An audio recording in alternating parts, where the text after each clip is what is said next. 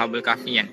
Dia maksudnya kat sini Kiai Haji Rahmat Abdullah ni dia menunjukkan ilmu tu daripada pelbagai perspektif. Contohnya macam Ashabul Kahfi ni. Ashabul Kahfi ni berdoa dalam surah Al-Kahfi ayat 10. Berdoa supaya diminta petunjuk dan sebagai satu bentuk ditambahkan rahmat lah. Jadi petunjuk tu, hudan tu pun dikira sebagai ilmu. Dan kesan daripada orang yang betul-betul bersungguh-sungguh menekankan atau mementingkan ilmu ini, dia sepatutnya ataupun jika betul benar ikhlas niat dia untuk ilmu ni, dia akan terhindar daripada kesan kesombongan. Jadi kesombongan ni bukan anak kandung ilmu. Maksudnya kalau belajar tinggi-tinggi, memperoleh ilmu tapi melahirkan kesombongan, sebenarnya itu bukan ilmu yang dipelajari. Tak ada kena-mengena pun dengan ilmu dia punya kesombongan. Jadi kesombongan tu adalah sikap dia. Dan sepatutnya daripada melahirkan kesombongan, orang yang berilmu dia akan melahirkan kebajikan. Ini menurut kata Kiai Haji Rahmat Abdullah lah. Okay. Jadi bila sebut kebajikan ni bermaksud dia ada komitmen amal dekat situ. Sebab kalau hanya mengumpul-ngumpul ilmu, tiadalah bezanya dengan hard disk, disket lama tak dengar perkataan disket, pita perakam ataupun mata pensel atau pen dan apa-apalah alat lain yang boleh merakam. Kalau sekadar hanya mengumpul-ngumpul ilmu, tidak berbezalah dengan alat-alat yang disebutkan tadi. Jadi bila mengumpul ilmu ni, dia mesti hadir dengan komitmen untuk beramal lah. Kerana di situlah baru akan hadirnya ataupun akan terhasilnya, akan terlaksananya kebajikan. Okay. Dan sebab itulah Allah Subhanahu Wa Taala menyebut dalam surah Fatir, surah yang ke-35 ayat 28, sesungguhnya yang takut kepada Allah di antara para hamba-Nya iaitu ulama. Kenapa ulama yang disebutkan takut kepada Allah? Sesungguhnya takut kepada Allah. Kenapa? Disebabkan komitmen amal dan kepentingan ilmu yang dikumpulkan oleh dia itulah tadi. Di mana dia perlu melaksanakan kebajikan. Kebajikan bahasa Inggeris kita sebut sebagai right. Right ni kalau translate balik jadi hak. Hak ni benda wajib lah, benda yang mesti dipenuhi. Human right, individual right, apa-apa lagi lah, hak-hak kan.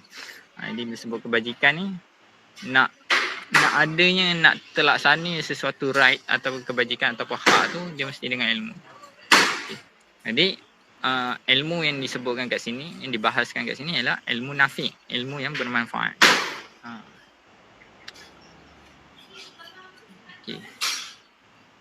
Sebab kalau ilmu tu tidak membawa kepada ilmu nafi, ilmu yang bermanfaat, maka ia hanya akan jadi perdebatan, jidal. Dia akan jadi mubahah, kebanggaan, dan dia akan jadi alat untuk menarik keuntungan dunia lah.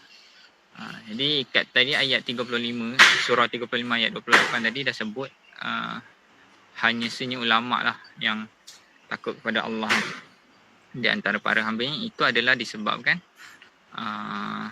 dia punya komitmen amal tu. Tetapi ada juga ulama yang ulama yang jahat, orang yang berpengetahuan tetapi mempunyai niat jahat dan sebagainya. Kerana apa? Kerana ni lah, sukakan perdebatan, sukakan kebanggaan. Sebab dengan ilmu ni tak kira lah orang tu baik ke, bagus ke, sikap dia tak bagus ke, tapi kalau dia berilmu, berpengetahuan, dia akan ada satu kemuliaan pada dia, diangkat darjat dia. Cumanya bila diangkat darjat tu, dia akan jadi apa lah? Adakah dia jadi lebih sombong, hanya berbangga-bangga dan menjadikan alat untuk menarik keuntungan dunia?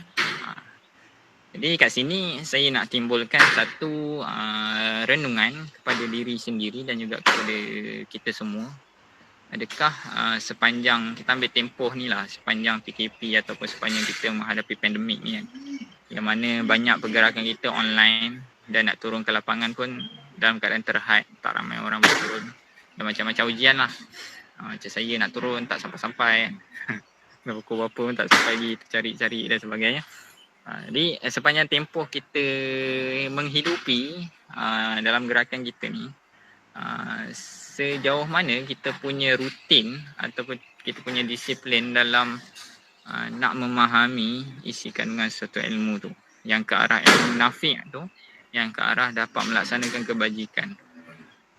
Maksudnya adakah kita semata-mata dalam tempoh katakan setahun, dalam tempoh setahun ni ataupun setengah tahun ni, tak ada tambahan ilmu pengetahuan pun yang kita cari. Kita hanya praktis dan praktis sehingga akhirnya menyebabkan kita selesa dengan praktis tersebut. Dia jadi rantaian yang tidak berpenghujung, dia tak upgrade kepada satu stage yang seterusnya, pada satu pentas yang seterusnya. Kalau tak ada, maka itu akan membuat kita ni menjadi rendah hati lawan dia, sombong lah kan. Tawaduk lawan dia, sombong. Sebab apa? Sebab dah banyak sangat praktis, tak ada, dah kurang tambah ilmu pengetahuan, dia jadi akan keluar lah ayat, aku makan garam lebih banyak daripada kau, macam tu lah. Sebab apa? Dah biasa sangat buat, dan akhirnya kita terikat dengan satu set formula atau satu kaedah saja, padahal ada je lagi kaedah-kaedah lain, tapi sebab kita tak mencari, maka kita tersangkut dekat situ saja. Dan itu membuatkan kita jadi tak sensitif. Tak sensitif ni kita tidak memikirkan keadaan orang lain. Kita tidak perasan dengan apa yang berlaku dengan sekeliling kita. Dan itu menjadikan kita sambalewa tidak bersungguh-sungguh. Ada kita kita buat dalam seminggu tu sekurang-kurangnya lah adalah satu majlis yang kita hadir, majlis ilmuan. Atau tidak-tidaknya buka YouTube dengan ceramah sejam ke 30 minit ke apa. Lagi-lagi kalau Ramadan hari tu. Kalau ada kita hadir pada majlis ilmu walaupun online, insyaAllah akan membuatkan kita lebih rendah hati, sensitif dan bersungguh-sungguh. Jadi ini ialah outcomes yang dapat dilihat bagi orang yang cintakan ilmu, orang yang berusaha untuk mendapatkan satu kefahaman, al-fahmu tadi. Sebab apa? Sebab Kiai ni cakap jika dah betul-betul terikatnya jiwa seseorang itu kepada ilmu, betapapun hebatnya perosakan yang dilakukan pasukan Tartar terhadap kitab-kitab para ulama, itu menjadi tak bererti dibanding dengan apa yang berkembang di dunia ilmuan. Maksudnya kalau berlaku pun kerosakan, orang bakar kitab ke apa ke, itu tak ada apalah kalau nak dibandingkan dengan apa yang berkembang dalam dunia keilmuan. Sebab apa? Sebab darah daging ilmu tu telah membekas dalam hati para ulama tu tadi. Macam mana dia membekas tu? Salah satu contohnya, ada seorang imam pergi bermusafir berbulan-bulan hanya untuk mencari satu hadis singkat. Berbulan-bulan bermusafir mencari satu hadis singkat saja. Contohnya kisah Imam Bukhari mencari satu hadis kan. Dia bermusafir berbulan-bulan sampai kat satu tempat ni, dia nak kutip hadis daripada orang tu dia ada seekor kuda kan, dan biasanya kalau orang tu nak panggil kuda dia makan, dia akan ada satu tin, dalam tin tu ada batu, dia akan goncang tin tu, jadi kuda dia pun akan datang. Dan pada waktu Imam Bukhari datang tu, dia tengok orang tu goncang tin tu, kuda dia datang tapi tak ada makanan pun.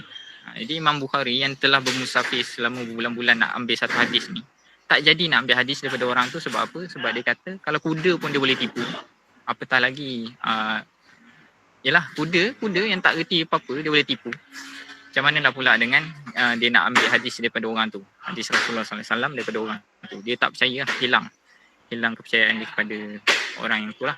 Dan ada juga lagi satu kisah di mana didapati orang yang mempunyai hadis ni, imam nak ambil hadis daripada orang ni, orang tu masuk tandas kiri kanan, tu je alasan dia. Dan dia tak jadi ambil hadis daripada orang. Sebab apa? Sebab orang ni tidak mengamalkan apa yang Nabi amalkan. Okay. Kemudian kat sini ada juga tradisi keilmuan menyangkut etika pergaulan. Maksudnya orang yang ada melindungi diri dengan ilmu ni, pakaian dia ialah ilmu ni, dia akan ada satu etika pergaulan lah. Antaranya kat sini, seorang alim yang zuhud semestinya akan menghindari sultan dan orang-orang kaya kerana takut fitnah dunia. Jadi kalau ada ilmuwan yang pergi jumpa sultan atau orang kaya ni, antara dua je.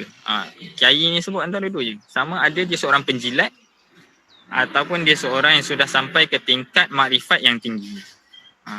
Antara dua ni je. Macam mana kita nak tahu? Yang tu masing-masing boleh tengok lah apa yang berlaku dekat berita. Boleh tengok. Okay. Dan orang yang ulama yang arif billah, yang mengenal Allah, dia akan datang kepada sultan atau raja tadi untuk menasihati dan mengingatkan mereka. Dan kat sini ada ungkapan Imam Asy-Syafi'i.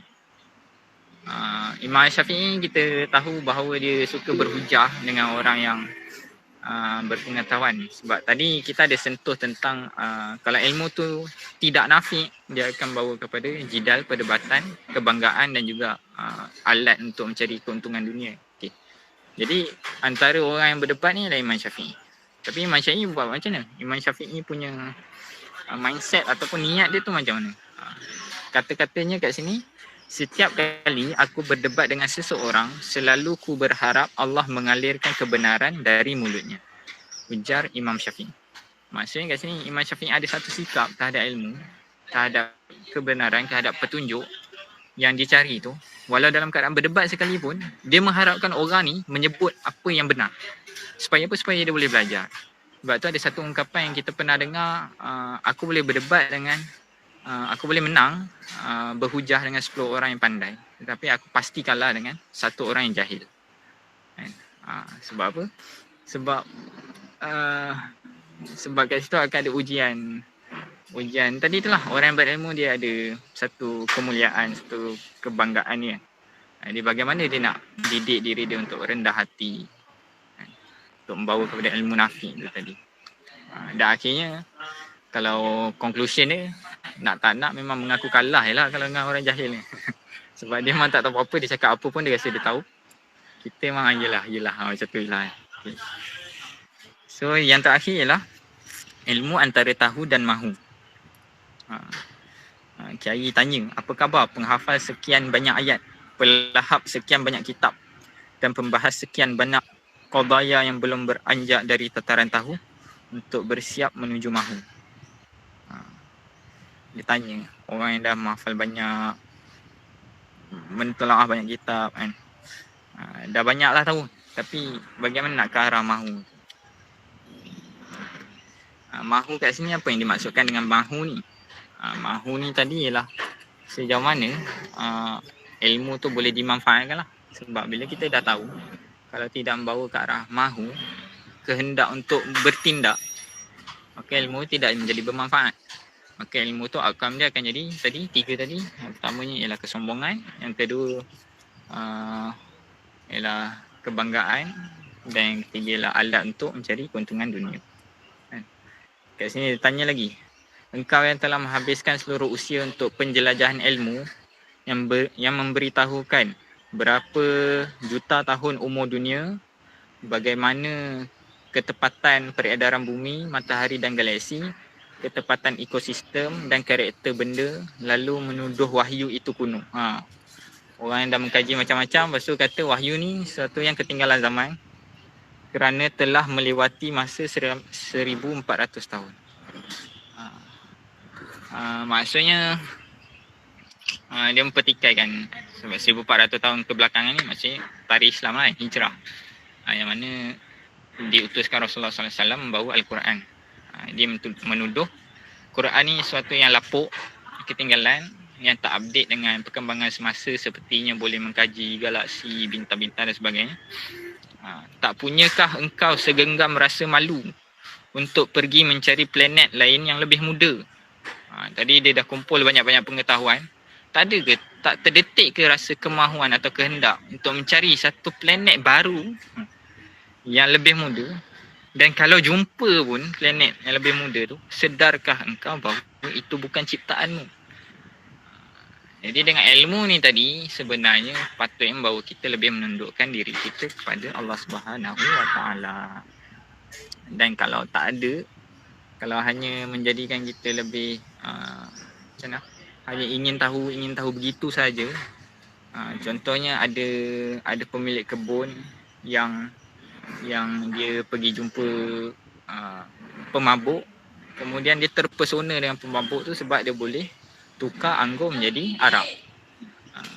Itu satu perumpamaan lah. Maksudnya kita keluar dari tempat kita pergi jumpa satu orang yang nampak macam hebat atau pelik, kemudian dia tunjukkan satu kebolehan yang dia boleh buat, kita pun terpesona dan akhirnya kita tak kembali balik ke tempat kita tersangkut dengan orang tu, terpesona macam tu je.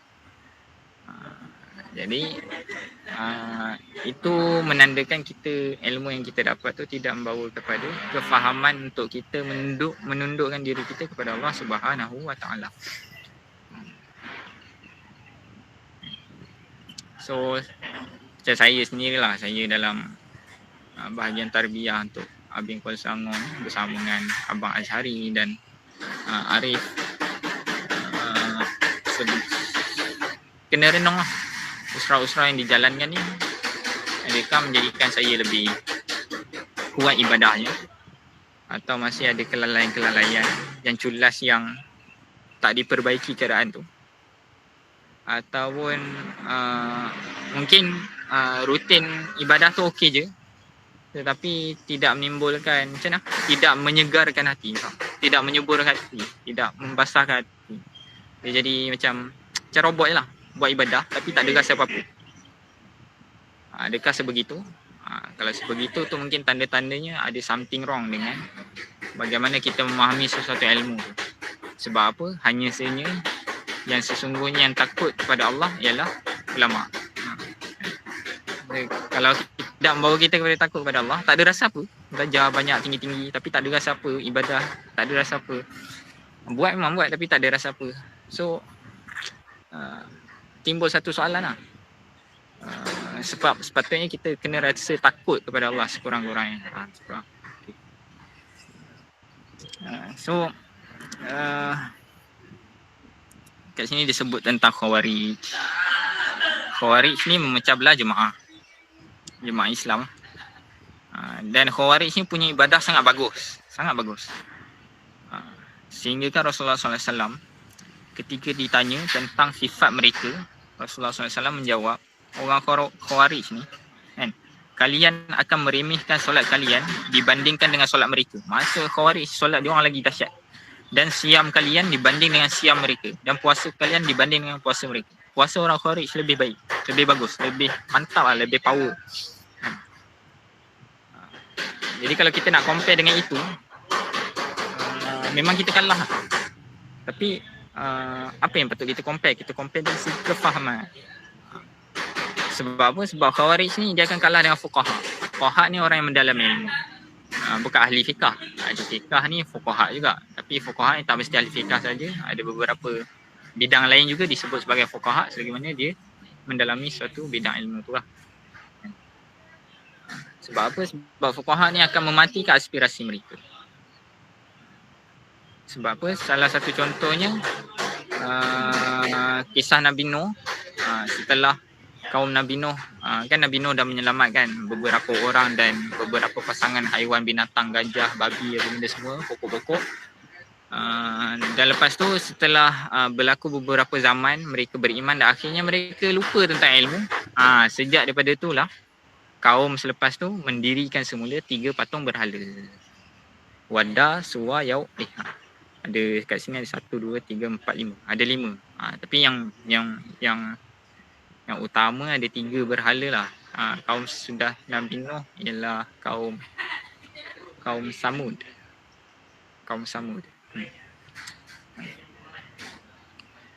Dan ada lagi satu perumpamaan ketika Abu Hasan Asy-Syazili didatangi rombongan tetamu para ulama dan fuqaha. Lepas tu Abu Hasan ni pun tanya dekat orang-orang ni yang ada ulama dengan fuqaha ni, dia tanya, apakah kalian orang-orang yang mendirikan solat? Dia orang-orang ni pun jawab, Mungkinkah fuqaha seperti kami tidak solat? Maksudnya mereka tersinggung dengan soalan tu. Jadi kat situ ada satu tanda tanya ataupun satu perkara yang boleh diteliti, diperhatikan.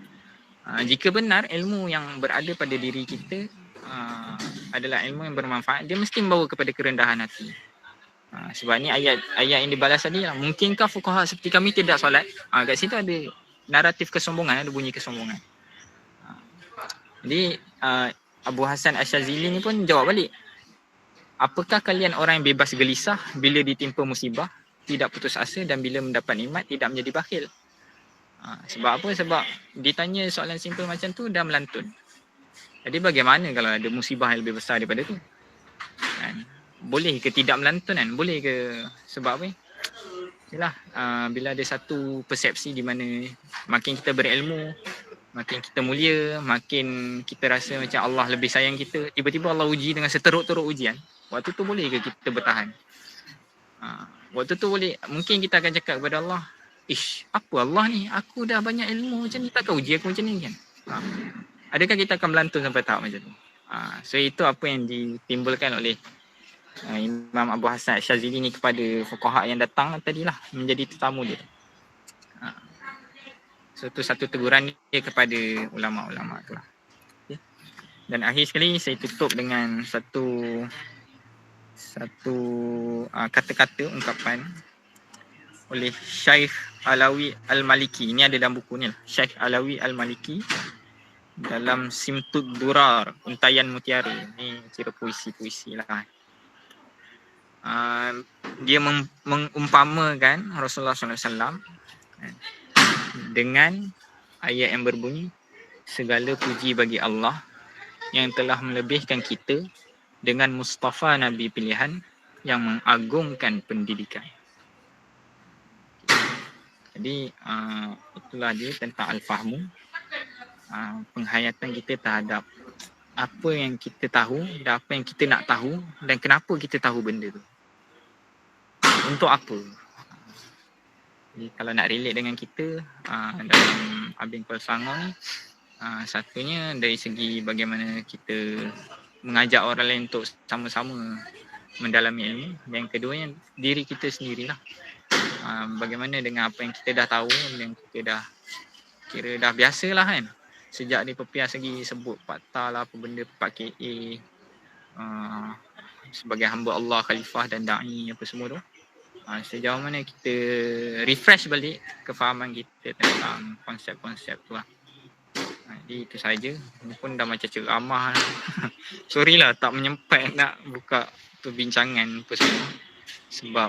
Sebab menghadap buku ni dia macam straight duduk dengan buku ni. Jadi sekian, saya serahkan kembali kepada pengerusi lah kalau nak buka kepada perbincangan. Terima kasih saya ucapkan kepada Abang Bilal atas penyampaian tu tadi.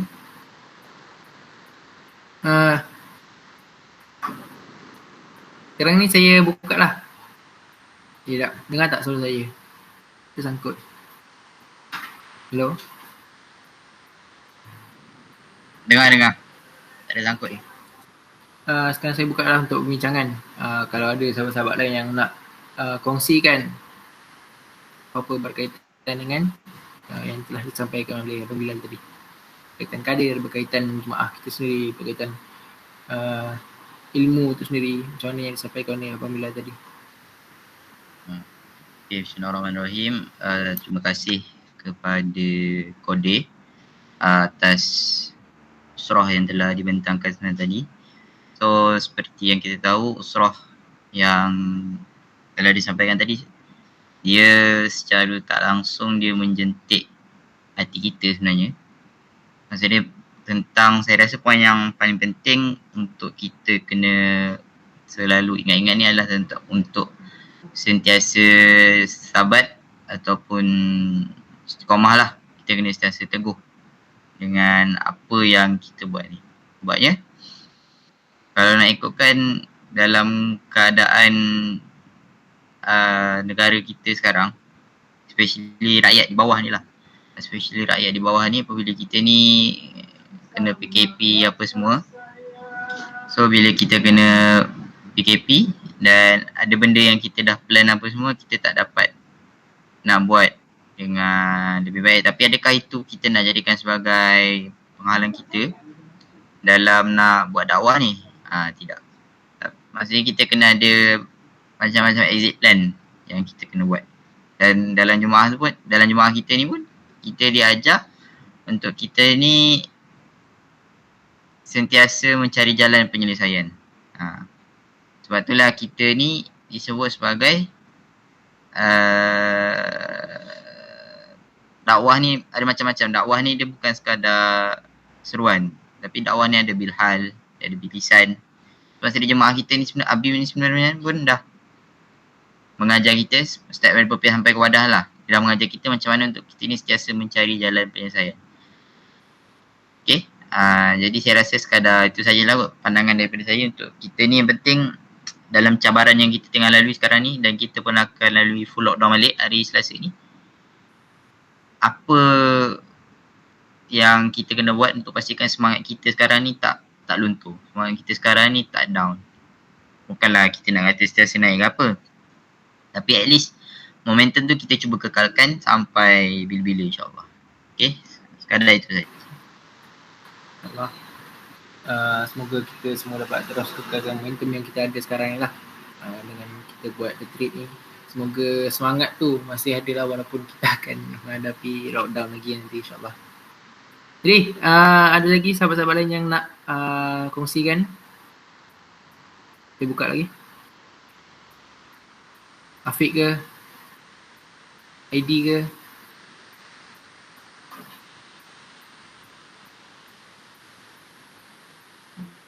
Afiq ada ke Afiq? Ada? Ada. Kau jaga.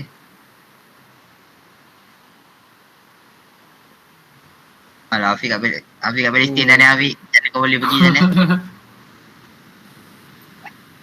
Mana boleh rentas negeri Afiq? Saya lentas negara. Tak main negeri, kita main negara. Kau ikut mana? Saya adalah jalan tikus saya lalu. Oh, jangan ikut. Doakan saya Abang Azhari. dekat Palestin. Saya dekat Palestin sekarang, atas bukit. Oh, okay. Abang Zari ada nak tambah apa-apa?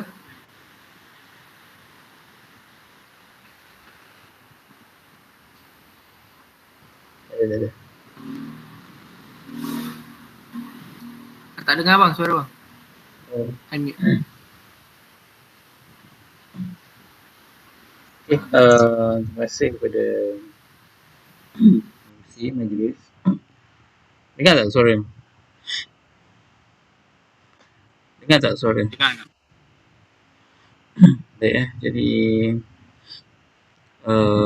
tadi yang Kodir kongsikan tu sebenarnya satu perkongsian yang sangat orang kata orang kata dia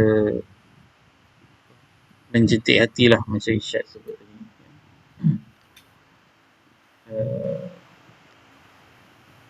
Kita renung kembali lah apa hakikat. Kadang-kadang apa yang kita banggakan sangat lah kan, ilmu ke kita punya kawan-kawan ke kan, kedudukan kita ke ya. Akhirnya kalau kita tak gunakan ada tempat yang betul untuk dijadikan sebagai medan ataupun wadah untuk kita berdakwah, dia macam rugi lah kan ya. Dan tadi juga Kodir sebut tentang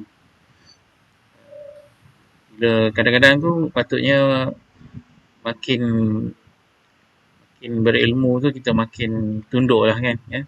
Kadang-kadang bila kita ada ilmu tu kita jadi semakin kita lagi nak serang orang kan ya. Kadang-kadang kita bila ada ilmu sikit tu kita nak cari kesalahan orang kan. Benda ni biasa dalam dunia, even dalam dunia pendidikan pun sama lah ya. Dia suka kadang-kadang pensyarah pun sama lah kan ya. Pensyarah ke cikgu ke ya. kadang bila dia ada ilmu tu dia suka untuk terlekehkan orang dan juga sebagainya. Tapi dia tak cuba untuk terangkan isu tu secara untuk mendidik kan ya. Dan kadang-kadang tu bila kita tengok tu, kadang-kadang pendekatan tu pun sengaja untuk mengaibkan orang lagi lah ya. Sedangkan ilmu yang dia ada tu sepatutnya digunakan untuk menegur ataupun yelah bila dah ada ilmu tinggi patutnya dia uslub ataupun metod ataupun langkah-langkah kaedah dia menegur dan juga sebagainya tu jadi lebih baik lah kan ya. Tapi dia tetap resort kepada cara yang kurang baik lah ya dengan ilmu yang dia ada tu. Okay, itu saja nak share sedikit renungan lah ya daripada apa yang Kode kongsikan tadi tu. Memang sangat menarik untuk kita renungkan kembali lah ya. Dia kena renung sendiri lah ya kan apa yang Kode tersebut tadi tu kita renungkan sendiri ya. Tak tuju pada siapa-siapa, pada diri sendiri lah ya, kita ingat. Okey, terima kasih.